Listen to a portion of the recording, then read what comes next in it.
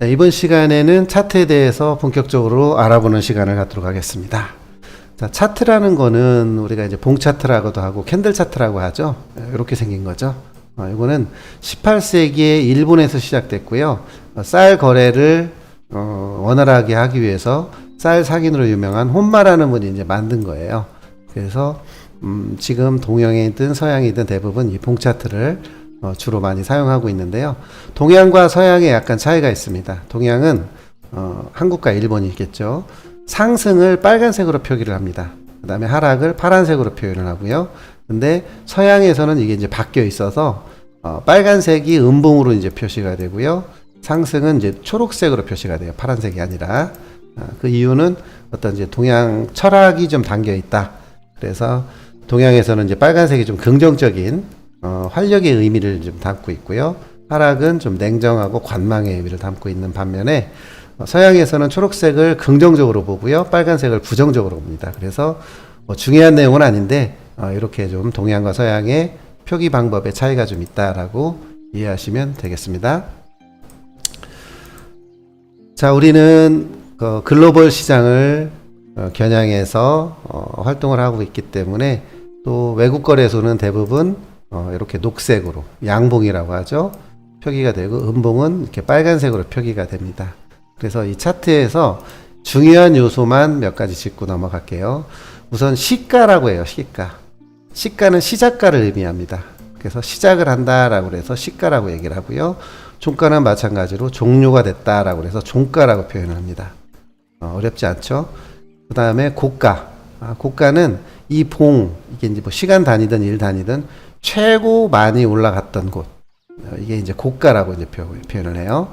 그 다음에 이제 저가는 최고 아래까지 왔던 그 부분을 저가라고 이제 표현하고요. 몸통은 말 그대로 시작과 끝난 부분을 몸통으로 표시를 합니다. 그래서 초록색으로 마감이 됐다 그러면 양봉이라고 우리가 얘기를 하고요. 빨간색으로 마감이 됐다 그러면 음봉으로 표식을 합니다. 어렵지 않죠? 자, 그러면 좀 제가 빠르게 얘기를 하다 보니까 좀 헷갈리실 수 있는데 천천히 되짚어 보시면 뭐 이해하시면 별로 어렵지 않습니다. 자, 제가 예시를 들을게요. 일봉 기준입니다. 이 봉 하나가 하루라는 뜻이에요.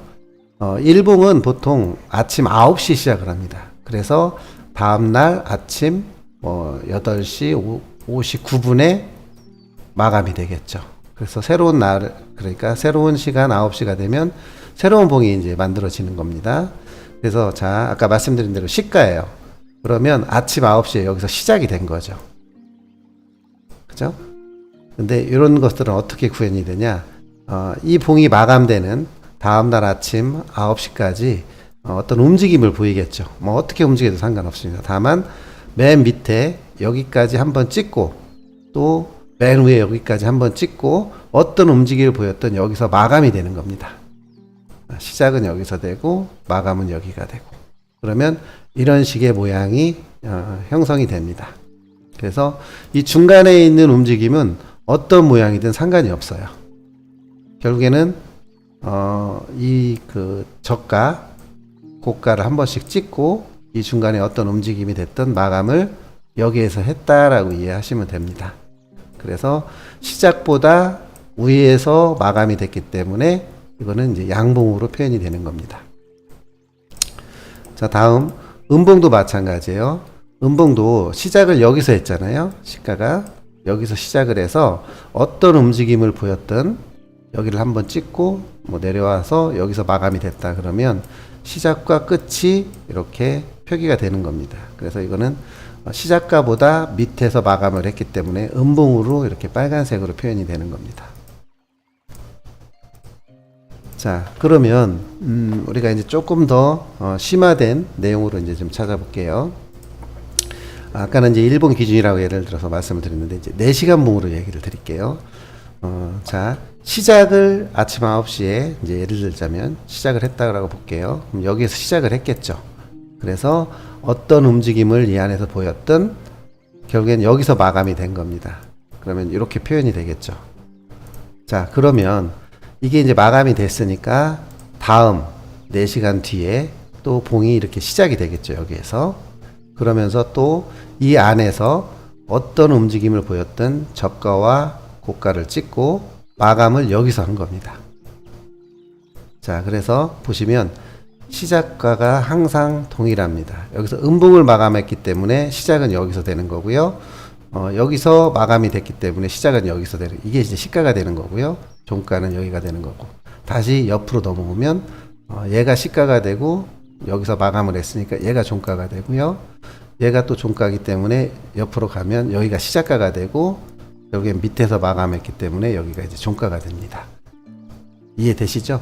시작가와 종가 이걸 기준으로 봉이 형성이 되고 우리가 흔히 얘기하는 윗꼬리 여기까지 갔다 왔더라, 밑꼬리 여기까지 내려갔다 왔더라, 이제 이런 개념으로 이해하시면 돼요. 꼬리는 이거 별거 아닌 것 같지만 나중에 이제 우리가 차트 분석을 할 때 이 꼬리들도 의미가 있습니다. 그래서 꼬리의 의미는 왔다 갔다 이렇게 이해하시면 되는 겁니다. 자, 중요한 부분은 이제 이거예요. 자, 4시간 봉이 하루에 몇 개가 있죠?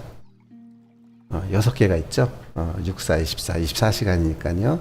그러면 이 6개의 그 캔들이 합쳐지면 하나의 일봉이 나오는 겁니다. 그렇죠? 다 이해하실 거라고 생각되고요. 자, 그러면 이 6개의 캔들이 각자 하나하나의 어떤 그 양봉이든 움직임이 보여졌죠. 그죠? 이거를 합했을 때 잘 보시면 이렇게 표현이 됩니다. 그 이유는 여기에서 시작을 했죠. 처음에 시작가, 그리고 이제 꼬리가 있고 뭐가 있고 하면서 얘들끼리 계속 움직였지만 최고점은 여기죠. 이 6개 중에 최저점은 어디예요? 여기죠. 그러면 여기와 여기가 일단 구현이 됩니다. 그리고 나서 이것도 이제 하나의 작은 움직임이겠죠. 그래서 결국에는 마감을 어디에서 했어요? 여기에서 했죠. 시작은 여기에서 했고요. 마감은 여기에서 했습니다. 그래서 시작을 따라가 보면 이렇죠. 마감을 따라가 보면 이렇죠. 나머지는 뭐예요? 이렇게 꼬리가 되는 겁니다. 6개가 합쳐졌을 때는 이런 모양으로 된다. 이게 되게 이제 중요한 캔들 형성의 중요한 요인입니다. 그래서 이거를 제가 트레이딩 뷰에서 한번 좀 보시기 좋게 좀 설명을 드릴게요. 이게 이제 보시면 일봉이에요. 일봉. 트레이딩 뷰라는 사이트 있다고 제가 말씀을 드렸죠. 그래서 봉 하나하나가 하루를 가리키는 거예요. 굉장히 크죠. 자, 그러면 좀 제가 확대를 해서 요 녹색 봉, 이 녹색 봉을 한번 분석을 할게요. 이게 이제 하루봉입니다. 요것만 가지고 이제 분석을 하면 제가 이제 4시간 봉으로 좀 내려가 볼게요. 자, 그러면 아까 말씀드린 대로 자, 하나, 둘, 셋, 넷, 다섯, 여섯 이렇게 이제 그 세분화가 돼요. 봉 하나가. 아까하고는 다르죠? 6개로 이제 나눠지는 거죠. 자, 그러면 요거를 1시간 봉으로 또 다시 내려가 볼게요.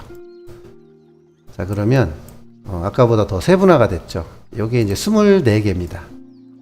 요 박스 안에 있는 요게 24개. 자, 그 다음에 요거를 또 15분으로 좀 좁혀 볼게요. 아까보다 굉장히 좀 뭐랄까 폭도 좀 커졌고요. 개수도 굉장히 많이 늘어났죠.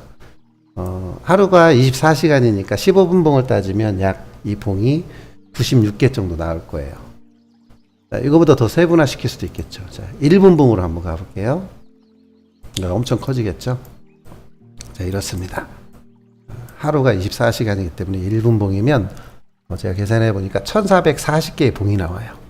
이 1440개의 1분 봉들이 모여서 하나의 그 봉, 1봉이 하나가 나오는 겁니다.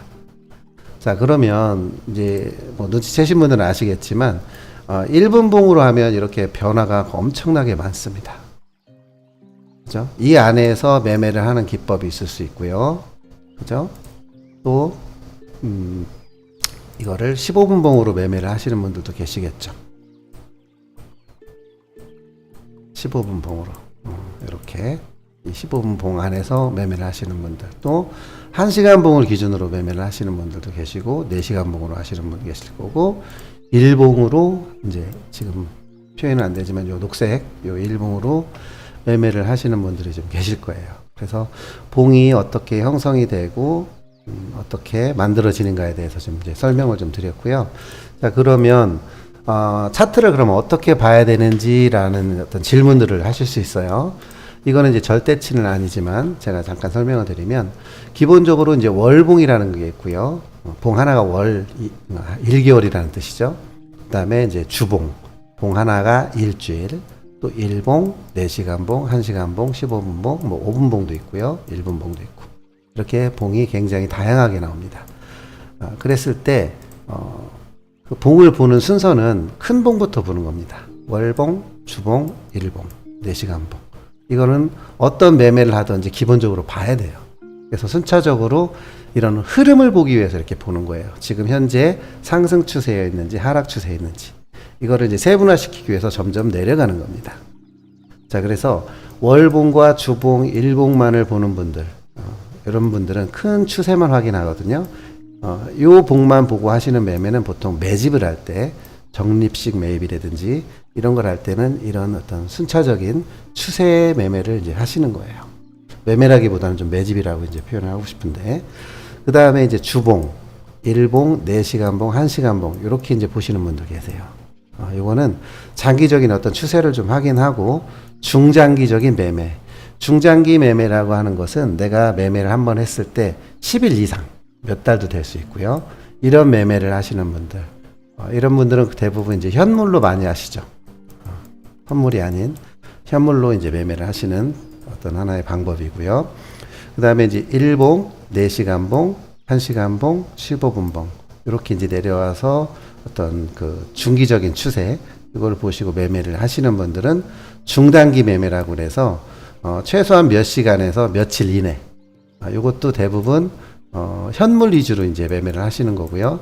혹시 선물을 한다 하더라도 메이저들이나 메이저 코인 또는 그 레버러지도 굉장히 작게 씁니다. 2배, 3배 이렇게 작게 써서 하는 매매들을 우리가 이제 그 중단기 매매라고 해요. 이렇게 이제 매매를 하신다. 그 다음에 이제 4시간봉, 1시간봉, 15분봉, 5분봉, 심지어는 뭐 1분봉까지도 보고 매매를 하는 이제 기법들이 좀 있는데, 이거는 중단기적인 추세를 좀 확인하고 굉장히 단기적인 매매를 하는 겁니다.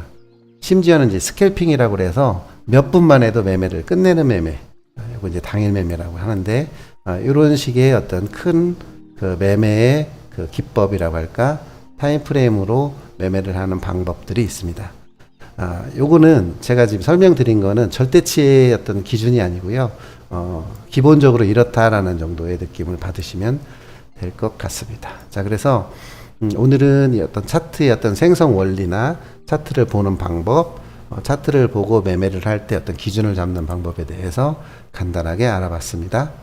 다음 시간에는 우리가 제일 중요한 또 차트가 어떻게 움직이는 건지, 호가창이 뭔지 이제 이런 것들에 대해서 다시 한번 또 설명을 드리도록 하겠습니다. 감사합니다.